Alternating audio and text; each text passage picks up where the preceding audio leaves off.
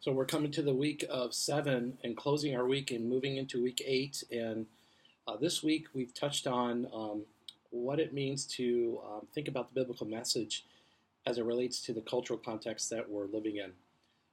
You should be aware that there's an adjustment in how you approach a given culture. Principles are going to be slightly different, maybe, or the application, but the general statement of Scripture always remains the same throughout time. So what was promised in the Old and the New, we can say that God surpasses time. The principles of Scripture surpass time.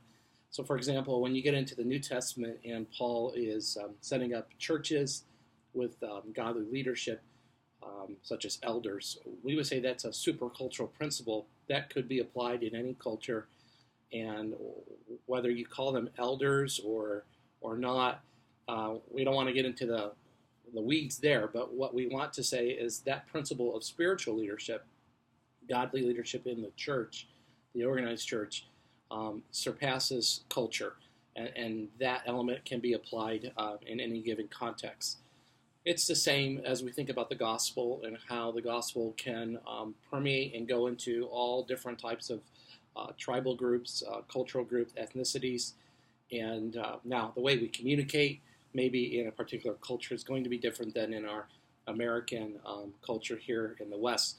So you need to think through that contextually and how in Africa it might be a little bit different than here in the United States or in Europe.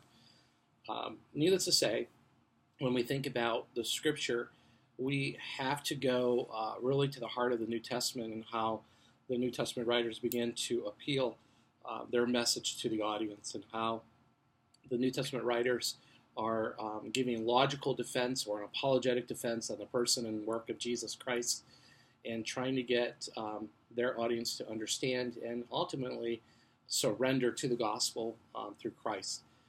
So when you go into a culture, you know that you're going to have to make some adjustments culturally yourself. The way you communicate the words of Scripture will have to be slightly adjusted. Expressions don't always find the same meaning here, and how we apply it in the church may not necessarily be applied in a cross-cultural context. So this week you are closing down that gap of I've chosen my audience. I know where I'm going with my theological paper and how I'm going to relate that theological topic to the audience I've selected during week 1 and 2. If it's still kind of muddy for you, we're at the tail end and we're heading into week 8, and I just want to encourage you to get in contact with me by phone, Skype, and or email, and I'll try to do my best to help you and guide you along the way to finish the finality of this course. So again, this week, week 7, we've touched on culture, we've touched on context, and how do I relate the biblical message to the audience that I'm ministering in. And what I said in the video so far is that you're going to have to adjust your style, adjust your approach. You don't change the meaning of the biblical passage, but the way maybe you communicate it is going to be slightly different in one context to another. And this is the same. So let me just speak to you as a Western here in the United States. It's the same. When you think about a biblical topic and you're going to be teaching a high school ministry or junior high or young people group of 4th grade and 5th grade, the message is still the same, the theological content. But the way I approach my audience and the applications I use, the illustrations, those things are going to change. I'm going to have to make that adjustment. I'm going to have to make that pedagogical teaching adjustment.